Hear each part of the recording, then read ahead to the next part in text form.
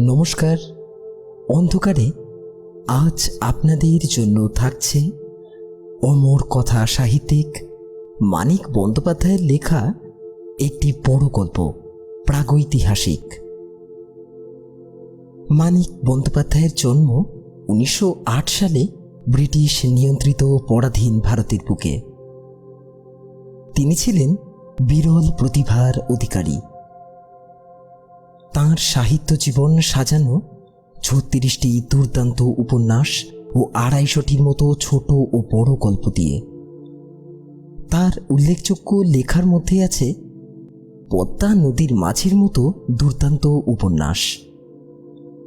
মাত্র 48 বছর বয়সে দরিদ্র অবস্থায় 1956 সালেই তার মৃত্যু হয়। আজকের গল্পটি মূলত প্রাপ্ত বয়স্কদের জন্য হওয়ায় আমরা সকল শ্রোতার কথা মাথায় রেখে মূল গল্পটি বিকৃত না করে গল্পের কিছু জায়গায় ভাষার সামান্য পরিবর্তন করে নিয়েছি। সকলের বোঝার সুবিধার্থে গল্পটিকে আমরা সাধু ভাষা থেকে চলিত ভাষায় করে নিয়েছি। গল্পে ব্যবহৃত কোনো রকম মাদক সেবন ও নৃশংস ঘটনাকে অন্ধকার অডিও স্টোরিজ সমর্থন করে না। গল্পের প্রধান চরিত্রে ভিকু, পেল্লাদ ও পাঁচি। গল্প পাঠে আমি শুভজিৎ। যদি অন্ধকার অডিও স্টোরিজের গল্পগুলি আপনাদের ভালো লাগে তাহলে লাইক, শেয়ার ও সাবস্ক্রাইব করে আমাদের উৎসাহ দেবেন। গল্পটি আপনাদের কেমন লাগলো তা আমাদের জানাতে পারেন কমেন্টসের মাধ্যমে। ধন্যবাদ। শুরু হচ্ছে প্রাগৈতিহাসিক।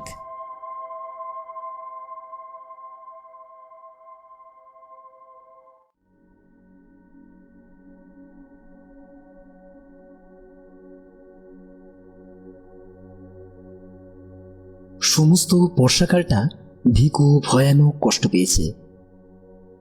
আষাঢ় মাসের প্রথমে বসন্তপুরের বৈকুণ্ঠ সাহার গতিতে ডাকাতি করতে গিয়ে তাঁতির দলকে ধরা পড়তে হয়। 11 জনের মধ্যে কেবল ভিকুই কাঁধে একটা বর্ষার খোঁচা খেয়ে পালাতে পেরেছিল। একেবারে রাতারাতি 10 মাইল দূরের মাথা ভাঙা পুলটা নিচে পৌঁছিয়ে অর্ধেকটা শরীর কাদায় ডুবিয়ে সর্বনের মধ্যে দিনের বেলাটা লুকিয়েছিল। রাত্রে আরও 9 ক্রোশ পথ হেঁটে একেবারে প্রহ্লাদ বাগদির বাড়ি চিতলপুরে। প্রহ্লাদ তাকে আশ্রয় দেয়নি। কাঁধটা দেখিয়ে বলেছিল, খাও খান সহজ লয় সাঙাত, উটি পাকবো, গা ফুলবো, জানাজানি হয়ে গেলে আমি কনে যাবো, খুনটাও যদি না করতিস। প্রহ্লাদের কথায় জ্বলন্ত চোখে উত্তরে বলেছিল ভিকু, তোরই খুন করতে মন লইতেছে প্রহ্লাদ। প্রহ্লাদ উত্তরে একটা তাচ্ছিল্যের হাসি হেসে বলেছিল, এই জন্মে না সাঙাত। বন কাছেই ছিল, মাইল 5 উত্তরে। ভিকু অগত্যা বনেই আশ্রয় নিল। প্রহ্লাদ নিজে বাঁশ কেটে বনের একটা দুর্গম অংশে সেঞ্চুরি গাছের নিবিড় ঝোপের মধ্যে তাকে একটা মাচা বেঁধে দিল। তালপাতা দিয়ে একটা আচ্ছাদনও করে দিল। বলল, বাদলায় বাঘটাক সব পাহাড়ের উপরে গেছে গা, সাপে যদি না কাটে তো আরাম করাই থাকবি ভিকু। উত্তরে ভিকু বলল, কিন্তু খামু কি? প্রহ্লাদ বলল, সিরা করতিলাম যে 2 দিন বাদে বাদে ভাত লইয়া আসুন, রোজ আইলে মাইনসে সন্দেহ করব। কাঁধের ঘাটা লতা পাতা দিয়ে বেঁধে আবার আসবার আশ্বাস দিয়ে প্রহ্লাদ চলে গেল। রাত্রে ভিকুর জ্বর আসলো। পরদিন টের পাওয়া গেল প্রহ্লাদের কথাই ঠিক। কাঁধের ঘা ভিকুর বেশি উঠেছে, ডান হাতটা ফুলে ঢোল হয়ে গিয়েছে এবং হাতটি তার নাড়বার সামর্থ্যও নেই।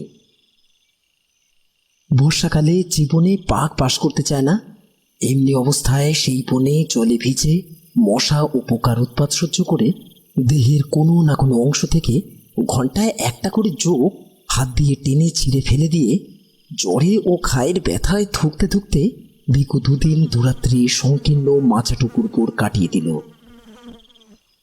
বৃষ্টির সময় ছাঁট লেগে সে ভিজে গেল।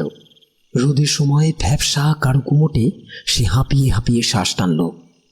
পোকার অত্যাচারে দিবারাত্রি তার এক মুহূর্তে স্বস্তি রইল না। প্রহ্লাদ কয়েকটা বিড়ি দিয়ে গিয়েছিল, সেগুলো ফুরিয়ে গিয়েছে। 3-4 দিনের মতো চিড়ে আছে বটে, গুড় একটুও নেই, গুড় ফুরিয়েছে। কিন্তু গুড়ের লোভে যে লাল পিঁপড়েগুলো ঝাঁক বেঁধে এসেছিল তারা এখনো মাচার উপরে ভিড় করে আছে। ওদের হতাশার জ্বালা ভিখুই অবিরত ভোগ করছে সর্বাঙ্গে। মনে মনে প্রহ্লাদের মৃত্যু কামনা করতে করতে ভিখু তবু বাঁচবার জন্য প্রাণপণে যুঝতে লাগলো। যেদিন প্রহ্লাদের আসবার কথা সেদিন সকালে কলসির জলটাও তার ফুরিয়ে গেল। বিকেল পর্যন্ত প্রহ্লাদের জন্য অপেক্ষা করে তৃষ্ণার পীড়ন আর সইতে না পেরে কলসিটা নিয়ে সে যে কত কষ্টে খানিক দূরের নালা থেকে আধ কলসির মতন জল ভরে এনে আবার মাচায় উঠল, তার বর্ণনা হয় না। অসহ্য খিদে পেলে শুকনো চিড়ে চিবিয়ে সে তার পেট ভরালো। এক হাতে ক্রমাগত পোকা ও পিঁপড়েগুলো টিপে মারল। বিষাক্ত রস শুষে নেবে বলে যোগ ধরে নিজের ঘায়ের চারদিকে লাগিয়ে দিল। সবুজ রঙের একটা সাপকে একবার মাথার কাছে সেঞ্চুরি গাছের পাতার ফাঁকে উকি দিতে দেখে পুরো 2 ঘন্টা লাঠি হাতে সেদিকে চেয়ে বসে রইল, এবং তারপর 2-1 ঘন্টা অন্তরই চারিদিকে ঝোপে ছপাছপ লাঠির বাড়ি দিয়ে মুখে যথাসাধ্য শব্দ করে সাপ তাড়াতে লাগলো। মরবে না, সে কিছুতেই মরবে না। বনের পশু যে অবস্থায় বাঁচে না সেই অবস্থায় তাকে বাঁচতেই হবে। সে যে মানুষ, হ্যাঁ, তাকে বাঁচতেই হবে। প্রহ্লাদ গ্রামান্তরে কুটুম বাড়ি গিয়েছিল, পরদিনও সে আসলো না। কুটুম বাড়ির বিবাহোৎসবে তারই টেনে বেহুশ হয়ে পড়ে রইল। বনের মধ্যে ভিখু কিভাবে 3 রাত্রি কাটাচ্ছে 3 দিনের মধ্যে সে কথা একবারও তার মনে পড়ল না। ইতিমধ্যেই ভিখুর ঘা পচে উঠে লালচে রস গড়াতে আরম্ভ করেছে। শরীরও তার অল্প অল্প ফুলেছে। জ্বরটা একটু কমেছে বটে, কিন্তু সর্বাঙ্গে অসহ্য বেদনা। দম ছোটানো তারই নেশার মতোই ভিখুকে আচ্ছন্ন ও অভিভূত করে ফেলেছে। সে আর এখন খিদে তৃষ্ণা অনুভব করতে পারে না। জোকেরা তার রক্ত শুষে আপনা থেকেই কচি পটলের মতন ফুলে উঠে মাটিতে খসে পড়ে, সে টেরও পায় না। পায়ের ধাক্কায় জলের কলসিটা একসময় নিচে পড়ে ভেঙে যায়। বৃষ্টির জলে ভিজে পুটলিটার মধ্যে রাখা চিড়েগুলো পুষতে আরম্ভ করে। রাত্রে তার ঘায়ের গন্ধে আকৃষ্ট হয়ে মাচার আশেপাশে শিয়াল ঘুরে বেড়ায়। কুটুম বাড়ি থেকে ফিরে বিকেলের দিকে ভিখুর খবর নিতে গিয়ে ব্যাপার দেখে প্রহ্লাদ গম্ভীরভাবে মাথা নাড়ল। ভিখুর জন্য 1 পাটি ভাত ও কয়েকটা পুঁটি মাছ ভাজা আর একটু পুঁই চচ্চড়ি সে সঙ্গে নিয়ে গিয়েছিল। সন্ধে পর্যন্ত ভিখুর কাছে বসে থেকে ওগুলো সে নিজেই খেয়ে ফেলল। তারপর বাড়ি গিয়ে বাঁশের একটা ছোট মই এবং তার বোনাই ভরতকে সঙ্গে করে আবার ফিরে আসলো। মইয়ের ওপর শুয়ে তারা দুজনেই ভিখুকে বাড়ি নিয়ে আসলো। ঘরের মাচার উপরে খড় বিছিয়ে শয্যা রচনা করে তাকে শুয়ে রাখল। আর এমনি শক্ত প্রাণ ভিখুর যে শুধু এইটুকু আশ্রয় পেয়ে বিনা চিকিৎসায় ও একরকম বিনা যত্নেই 1 মাস মুমূর্ষু অবস্থায় কাটিয়ে সে ক্রমে ক্রমে নিশ্চিত মরণকে জয় করে ফেলল। কিন্তু ডান হাতটি তার আর ভালো হলো না। গাছের মরা ডালের মতন শুকিয়ে গিয়ে অবশ ও অকর্মণ্য হয়ে পড়ল। প্রথমে অতি কষ্টে হাতটা সে একটু নাড়তে পারত, কিন্তু শেষ পর্যন্ত সে ক্ষমতাটুকুও তা নষ্ট হয়ে গেল। কাঁধের ঘা শুকিয়ে আসবার পর বাড়িতে বাইরের লোক কেউ উপস্থিত না থাকলে ভিখু তার একটি মাত্র হাতের সাহায্যে মধ্যে মধ্যে বাঁশের মই বেয়ে নিচে নামতে লাগল। এবং একদিন সন্ধ্যার সময় একটা কাণ্ড করে বসল। প্রহ্লাদ সে সময় বাড়ি ছিল না, ভরতের সঙ্গে তাড়ি কিনতে বাড়ির বাইরে গিয়েছিল। প্রহ্লাদের বোন গিয়েছিল ঘাটে। প্রহ্লাদের বউ ছেলেকে ঘরে শোয়াতে এসে ভিখুর চাহনি দেখে তাড়াতাড়ি পালানোর চেষ্টা করল, কিন্তু ভিখু তার একটা হাত চেপে ধরল। কিন্তু প্রহ্লাদের বউ বাগদির মেয়ে, দুর্বল শরীরে বাঁ হাতে তাকে আয়ত্ত করা সহজ নয়। এক ঝটকায় হাত ছাড়িয়ে সে গাল দিতে দিতে চলে গেল। রাত্রে প্রহ্লাদ যখন বাড়ি ফিরল, প্রহ্লাদের বউ তাকে সব কথা খুলে বলল। তারই নেশায় প্রহ্লাদের মনে হলো এমন নেমাখারাম মানুষটাকে একেবারে খুন করে ফেলাই কর্তব্য। হাতের মোটা বাঁশের লাঠিটা বউয়ের পিঠে একঘা বসিয়ে দিয়ে ভিখুর মাথা ফাটাতে গিয়ে নেশার মধ্যেও কিন্তু টের পেতে তার বাকি রইল না যে কাজটা করা খুবই কঠিন। ভিখু তার আসবার কথা অনুমান করে একটা ধারালো তাঁবুটি তার হাতে শক্ত করে বাগিয়ে ধরে আছে। সুতরাং খুনোখুনির পরিবর্তে তাদের মধ্যে অশ্লীল কথার আদান প্রদান হয়ে গেল। শেষে প্রহ্লাদ বলল, তোর লাইকা আমার 7 টাকা খরচ গেছে, টাকাটা দে, দিয়া বাইর হয়ে যা, আমার বাড়ি থেকে দূর হ। ভিখু বলল, আমার কোমরে একটা বাজু বাইন্ধা রাখছিলাম, তুই চুরি করছস, আগে আমার বাজু ফিরে দে, তবে আমি যাবো। প্রহ্লাদ অবাক হয়ে বলল, তোর বাজুর খবর জানে কেডা রে?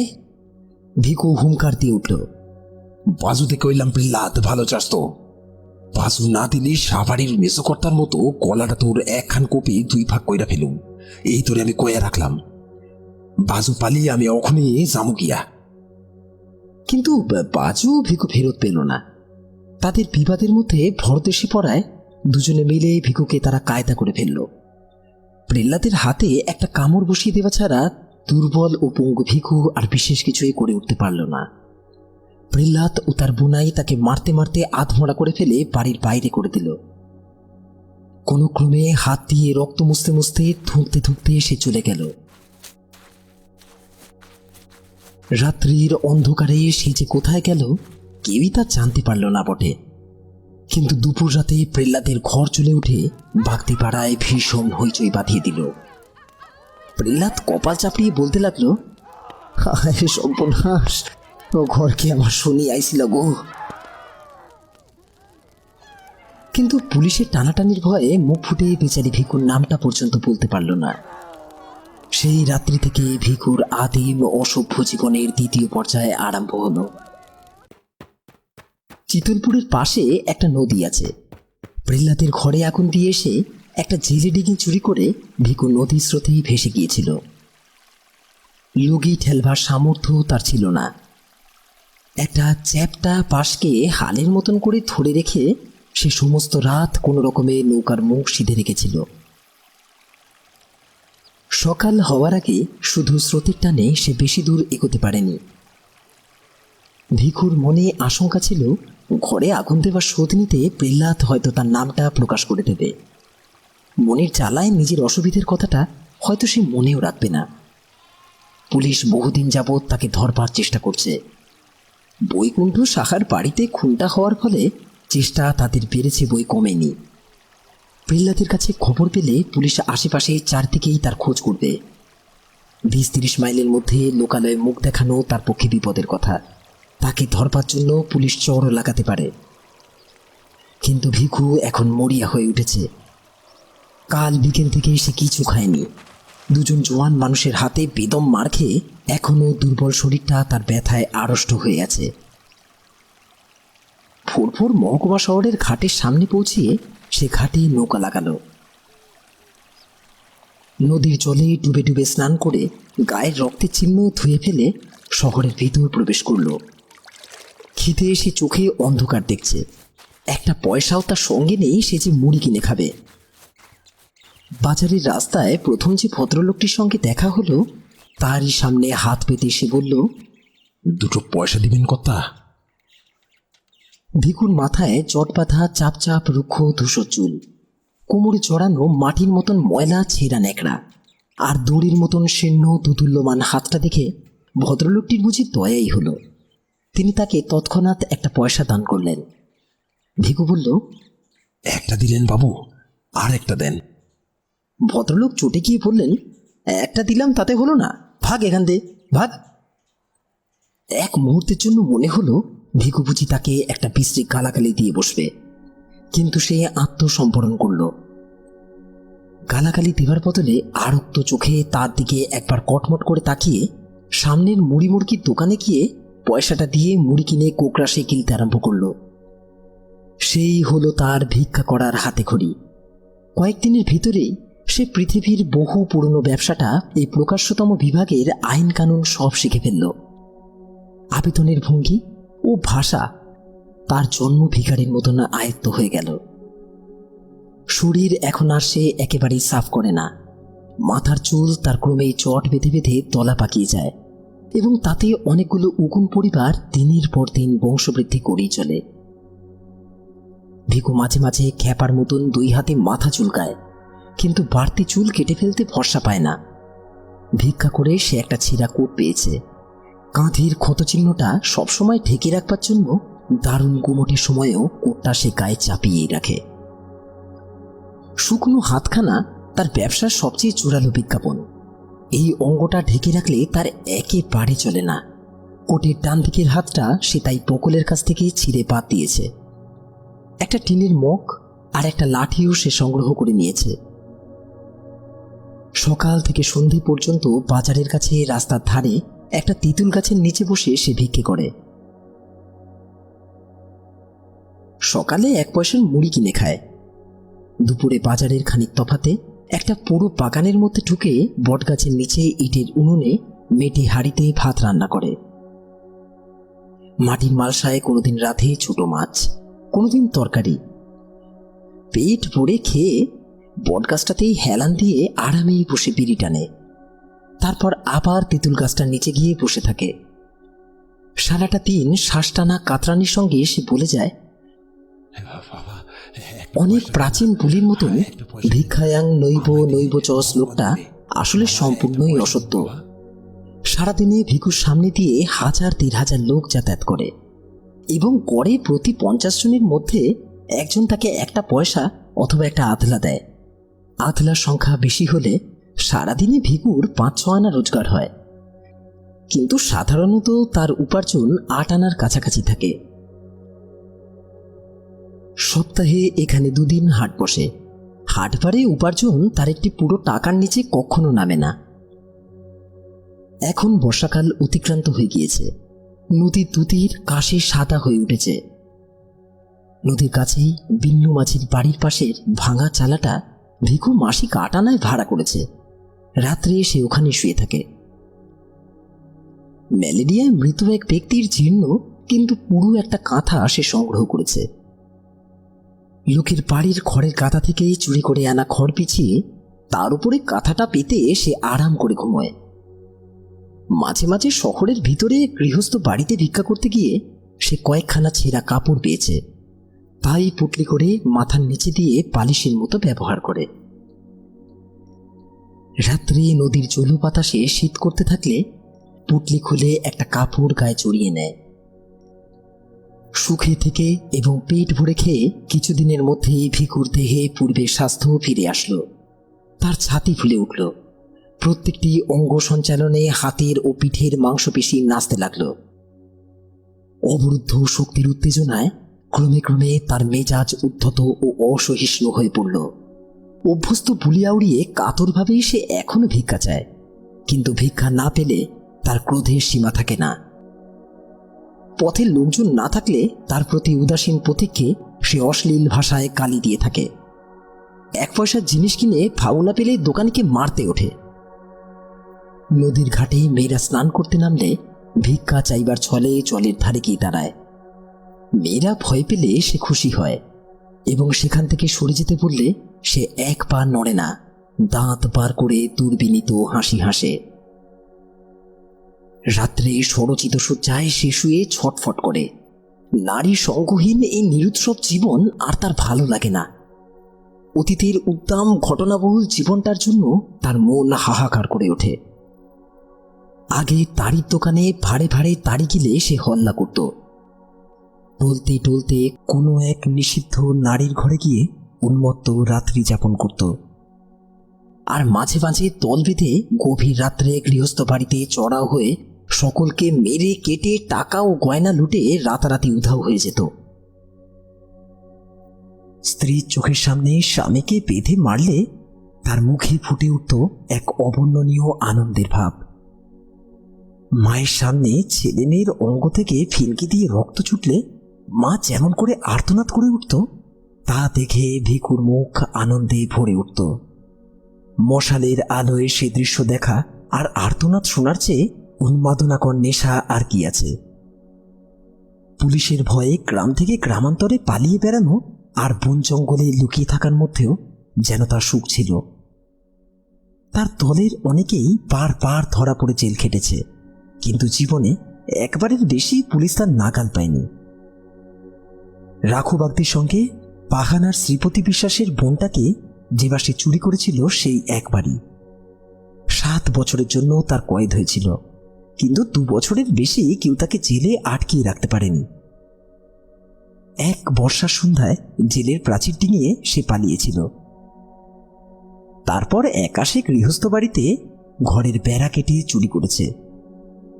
দিনে দুপুরে পুকুর ঘাটে একাকিনী গৃহস্থ বধূর মুখ চেপে গলার হার, হাতের পালা খুলে নিয়েছে। রাখুর বউকে সঙ্গে নিয়ে নোয়াখালী হয়ে সমুদ্র ডিঙিয়ে পাড়ি দিয়েছে একেবারে হাতিয়ায়।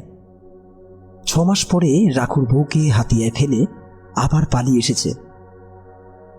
এরপর 3 বার 3টে দল করে দূরে দূরে কত গ্রামে যে ডাকাতি করেছে তার সবগুলোর নামও এখন তার মনে নেই।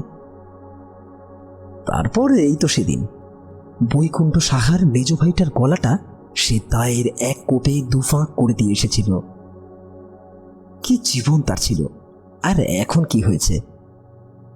মানুষ খুন করতে যার এত ভালো লাগতো, সে আজ কিনা ভিক্ষা দিয়ে দিন চালায়। পথচারীকে একটু টিটকিরি দেওয়ার মধ্যে মনে জ্বালা নিঃশেষ করে। দেহের শক্তি তার এখনো তেমনই অক্ষুণ্ণ আছে, শুধু সে শক্তি প্রয়োগ করার উপায়টাই তার এখন আর নেই। অত দোকানে গভীর রাত্রে সামনে টাকার থোক সাজিয়ে একা বসে দোকানে হিসাব মেলায়। বিদেশগত কত পুরুষের গৃহে মেয়েরা একাই থাকে। এদিকে ধারালো একটা অস্ত্র হাতে ওদের সামনেই হুমকি দিয়ে পড়ে একদিনে পরলোক হওয়ার পরিবর্তে বিন্নু মাঝির চালাটার নিচে সে এখন চুপচাপ শুয়েই থাকে। ডান হাতটাকে অন্ধকারে হাত বুলিয়ে ভিকুর আফসোসের সীমা থাকে না। সংসারের অসংখ্য ভীরু দুর্বল মানুষের মধ্যে এত বড় বুকের পাটা আর এমন একটা জোরালো শরীর নিয়ে শুধু একটা হাতের অভাবে সে যে মরে আছে, এমন কপালও মানুষের হয়। তবু এই দুর্ভাগ্য সে সহ্য করতে পারে, কারণ তার আশেপাশেই নিবৃত্তি। একা ভিকু আর থাকতে পারে না। বাজারে ঢুকবার মুখেই একটা ভিখারিনী ভিক্ষা করতে বসে। বয়স তার বেশি নয়, দেহের বাঁধুনিও বেশ আছে, কিন্তু একটা পায়ে হাঁটুর নিচ থেকে প্রায় পায়ের পাতা পর্যন্ত তার থকথকে তৈলাক্ত ঘা। এই ঘায়ের জোরে সে ভিকুর চেয়ে বেশি রোজগার করে, সেজন্য ঘাটিকে সে বিশেষ যত্নে সারতে দেয় না। ভিকু মধ্যে মধ্যে গিয়ে তার কাছে বসে, বলে, ঘাটি বুঝি সারবার লয় না? ভিখারিনী শুধু হেসে বলে, ওষুধ দিলে এক্ষুনি সেরে যাবে। ভিকু সাগ্রহ হয়ে তাকে উৎসাহ দিয়ে বলে, তবে সারাচ্ছে না কেন? তখন ভিখারিনী ঠোঁট উল্টে বলে, ঘা সারালে তার ব্যবসা চলবে কেমন করে? ভিকু অনেকবার সে ভিখারিনীকে প্রেম নিবেদন করেছে, তার সঙ্গে থাকবার প্রস্তাব দিয়েছে, কিন্তু ভিখারিনী সহজে ভোলার পাত্রী নয়। বারবার সে ভিকুর প্রস্তাব নাকচ করে দিয়েছে। ভিকু আজীবন একনিষ্ঠতার প্রতিজ্ঞা করে, সুখে রাখবার লোভ দেখায়, কিন্তু ভিখারিনী কোনো মতেই রাজি হয় না।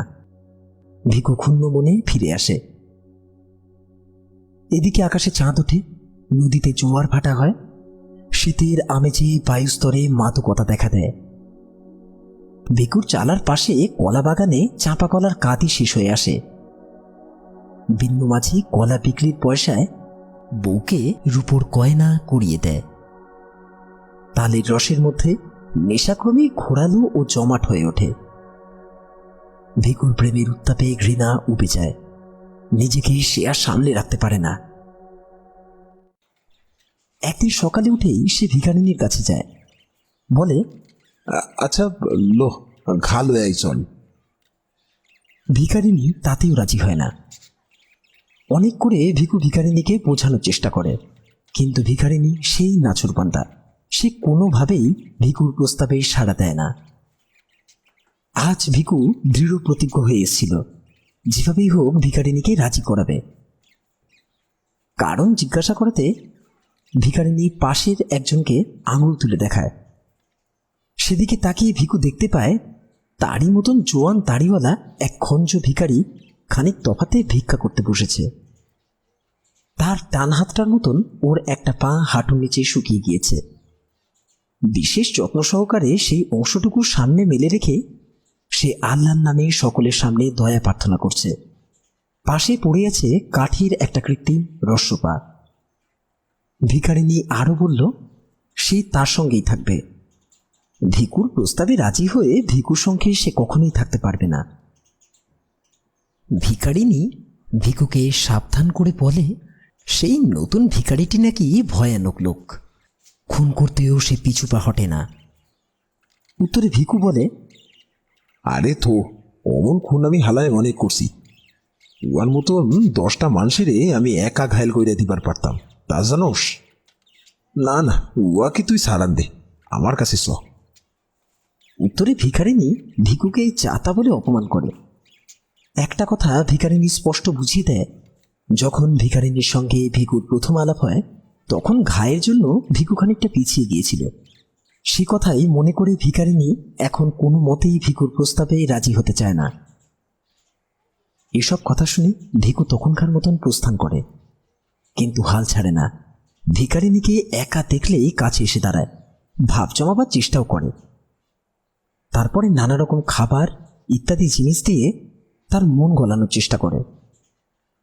ভিখারিনী সমস্ত জিনিসই গ্রহণ করে, কিন্তু খুব একটা বেশি ভিকুকে পাত্তা দেয় না।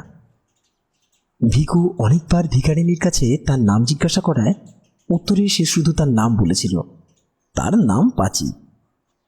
ভিকু জিনিসপত্র দেয় পাঁচির সঙ্গে অনেকক্ষণ ধরে কথা বলবার জন্য, একটা দুটো কথা বলে সেখান থেকে চলে আসার জন্য নয়, কারণ অতটা শৌখিন সে নয়।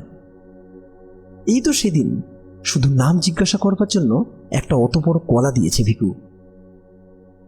যতক্ষণ পারে ধুলোর উপর উবু হয়ে বসে পাঁচির সঙ্গে সে আলাপ করে। ওদের স্তরে নেমে না গেলে সে আলাপকে কেউ আলাপ বলে চিনতেই পারবে না, মনে হবে পরস্পরকে তারা যেন গালাগাল দিচ্ছে। পাঁচির সঙ্গীটির নাম বশির, তার সঙ্গেও সে একদিন আলাপ জমাবার চেষ্টা করল।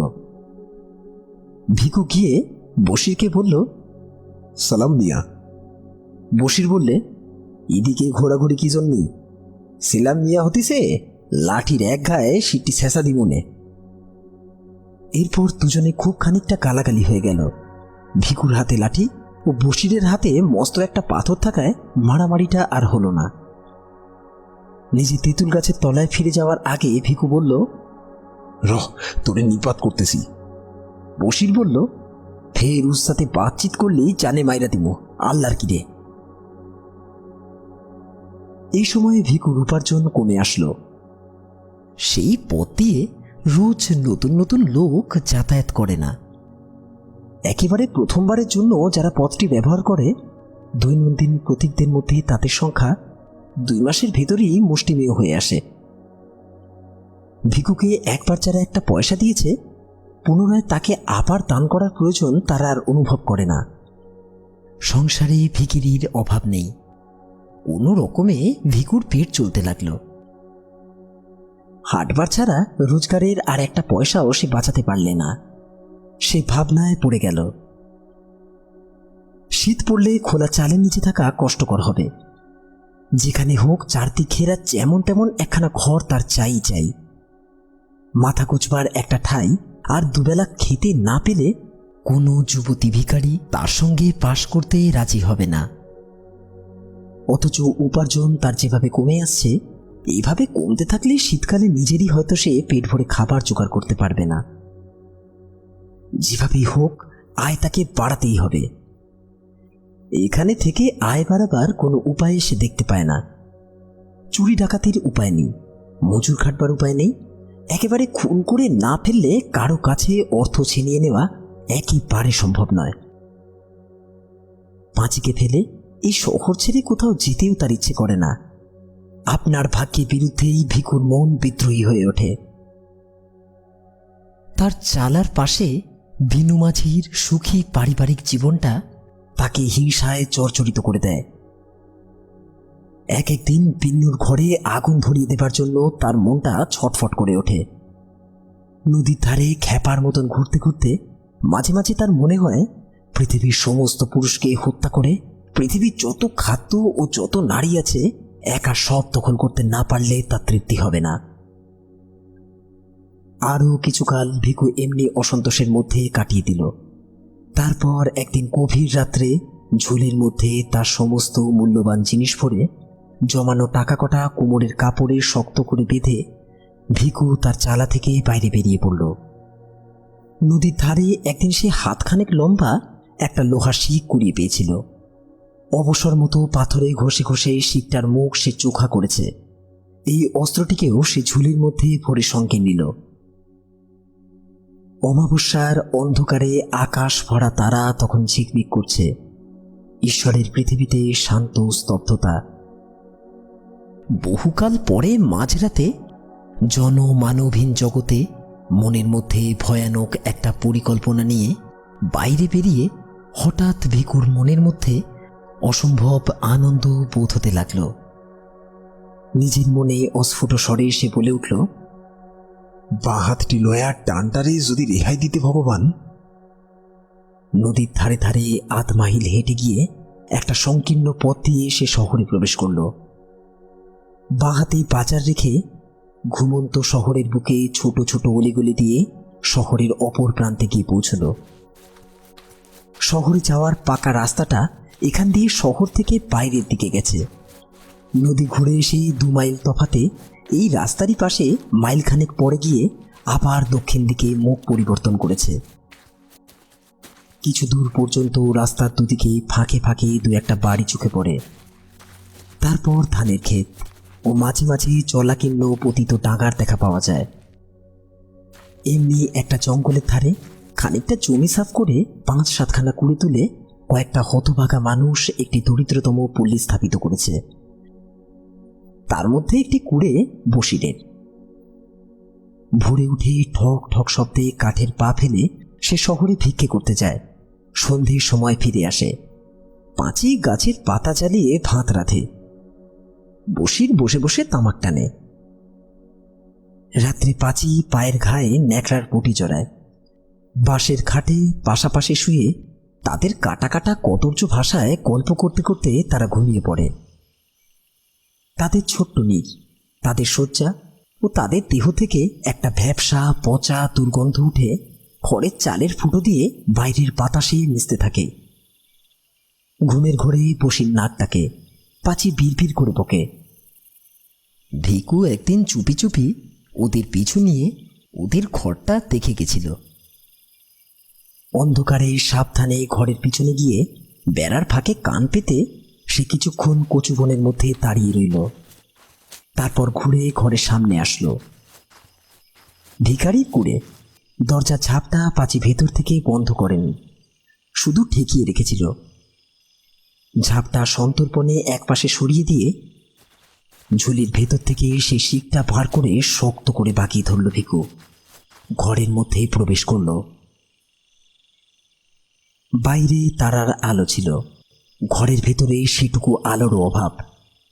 দেশলাই চালবার অতিরিক্ত হাতও নেই। ঘরের মধ্যে দাঁড়িয়ে ভিকু ভাবতে লাগলো, বসিরের হৃৎপিণ্ডের অবস্থানটা নির্ণয় করা অসম্ভব। বাঁ হাতের আঘাত ঠিক জায়গা মতো না পড়লে বসির গোলমাল করবার সুযোগ পাবে, তাতে মুশকিল অনেক। কয়েক মুহূর্ত চিন্তা করে বসিরের শিয়রের কাছে সরে গিয়ে একটা মাত্র আঘাতে ঘুমন্ত লোকটা তালুর মধ্যে শিখের চোখার দিকটা সে প্রায় 3 আঙুল ভেতরে ঢুকিয়ে দিল। অন্ধকারে আঘাত কতদূর মারাত্মক হয়েছে বোঝবার উপায় ছিল না। শিকটা মাথার মধ্যে কতখানি ঢুকেছে সেটা টের না পাওয়া পর্যন্ত ভিকু তাই নিশ্চিত হতে পারল না। তাই এক হাতে সবলে বসিরের গলা চেপে ধরল। পাঁচি বোধহয় জেগে উঠেছিল, তাই পাঁচিকে সে বললে, সিলাবি তো তোরেও মাইরা ফেলামো। পাঁচি চেঁচালো না, ভয়ে কোঙাতে লাগলো। ভিকু তখন চাপা গর্জনে আবার বললে, একটু আওয়াজ লয়, ভালা চাস তো একদম চুপ মাইরা থাক। বসির একসময় নিষ্পন্দ হয়ে গেল। ভিকু তার গলা থেকে হাত সরিয়ে নিল, দম নিয়ে বলল, আলোটা জ্বাইলা দি পাসি। পাঁচি আলো জ্বালালে ভিকু পরম তৃপ্তির সঙ্গে নিজে কীর্তি চেয়ে দেখল। একটা মাত্র হাতের সাহায্যে অমন জোয়ান মানুষটাকে ঘায়েল করে গর্বের তার সীমা ছিল না। পাঁচির দিকে তাকিয়ে সে বলল, দেখছোস কি টাকারে খুন করলো দেখছোস? তখন পই পই কইরা কইলাম, মিয়া ভাই ঘোড়া ডিঙাইয়া ঘাস খাইবার লাড়বাকেও সারান দেন। আমার কথা শুই না মিয়া ভাইয়ের ওইল কোষা কয় কিনা শির শেষা দিমু। এখন দেন না গো, শিরটা আমার সাইসা দেন মিয়া ভাই। বশিরের মৃতদেহ সামনে ব্যঙ্গ ভরে মাথাটা একবার নত করে ভিকু মাথা দুলিয়ে দুলিয়ে হা হা করে হাসতে লাগলো। সহসা ক্রুদ্ধ হয়ে তারপর বলল, ঠারেন বোবা কেন গো, আরে কথা কো হার হাবাইতে মাইয়া, তোরে দিমু নাকি সাবার কইরা? হ্যাঁ, কোন রকমে পাচি কাঁপতে কাঁপতে বলল, এবারে কি করবি? চাপা হিংস্র গলায় ভিকু বলল, কি করব দেখ কি করি। মিয়া ভাই পয়সা করি কনে গুইনা রাখছে, আগে তাই ক। যদিও বশিরের গোপন সঞ্চয় স্থানটি পাচি অনেক কষ্টে আবিষ্কার করেছিল, তবু ভিকুর কাছে প্রথমে সে অজ্ঞতার ভান করল। কিন্তু ভিকু এসে চুলের মুঠি চেপে ধরতেই সে প্রকাশ করার পথ পেল না। বশিরের সমস্ত জীবনের সঞ্চয় কম নয়, টাকায় আধুলিতে প্রায় 100 টাকার ওপর। একটা মানুষকে খুন করে এর পূর্বে ভিকু এর চেয়ে অনেক বেশি উপার্জন করেছে। তবু সে আজ খুশি হলো। তারপর বলল, কি কি নিবি পুটলি বাইন্দা ফেলা পাসি, তাড়াতাড়ি ল, রাইত থাকতে বাইরিতে হইব। খানিক পাতে নৌমির চাঁদ উঠব, আলোয় আলোয় পত্রক পার হমু। পাঁচি তাড়াতাড়ি পুটলি বেঁধে নিল। তারপর ভিকুর হাত ধরে ঘোরাতে ঘোরাতে ঘরের বাইরে এসে একবারে রাস্তায় গিয়ে উঠল। পূর্বাকাশের দিকে চেয়ে ভিকু বলল, ওখানে চাঁদ উঠব। পাঁচি ভিকুকে জিজ্ঞেস করল তারা কোথায় যাবে। উত্তরে ভিকু বলল, সদর ঘাটে নাও চুরি করুম, বিয়ানে সিদ্ধিপুরের সামনে জংলার মধ্যে ঢুইকা থাকুম। রাইতে একদম সদর, পা চালাইয়া তাড়াতাড়ি চ, 1 কোষ পথ হাঁটন লাগবো। পায়ের ঘা নিয়ে তাড়াতাড়ি চলতে পাঁচির কষ্ট হচ্ছিল। ভিকু সহসা একসময় দাঁড়িয়ে পড়ল। তারপরে বলল, পায়ে কি তুই ব্যথা পাস? উত্তরে পাঁচি শুধু মাথা নেড়ে হ্যাঁ বলে। তখন ভিকু হাসি মুখে বলে, আয় তোরে পিঠিসে পামো। পাঁচি অবাক হয়ে জিজ্ঞাসা করে ভিকু পারবে কিনা। ভিকু ঠান্ডা গলায় বলে, খুব পারো, আয়। ভিকুর গলা চড়িয়ে ধরে পাঁচি তার পিঠের উপর ঝুলে রইল। তার দেহের ভারে সামনে ঝুঁকে ভিকু জোরে জোরে পথ চলতে লাগলো। পথের দুদিকে ধানের ক্ষেত আবছা আলোয় নিঃসারে পড়ে আছে। দূরে গ্রামের গাছপালার পিছন থেকে নবমী চাঁদ আকাশে উঠে পড়েছে। ঈশ্বরের পৃথিবী এখন শান্ত আর স্তব্ধতায় মোড়া।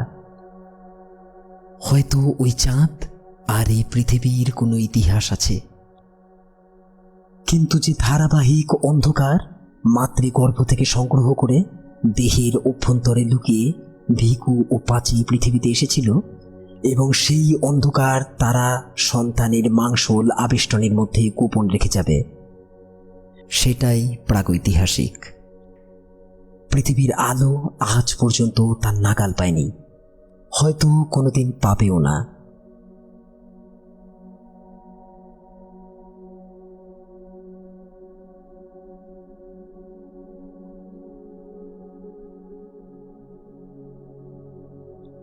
অন্ধকারে আপনারা এতক্ষণ শুনছিলেন মানিক বন্দ্যোপাধ্যায়ের লেখা একটি বড় গল্প, প্রাগৈতিহাসিক।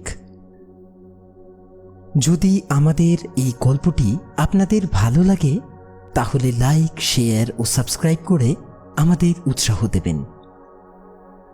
আজ তাহলে এ পর্যন্তই।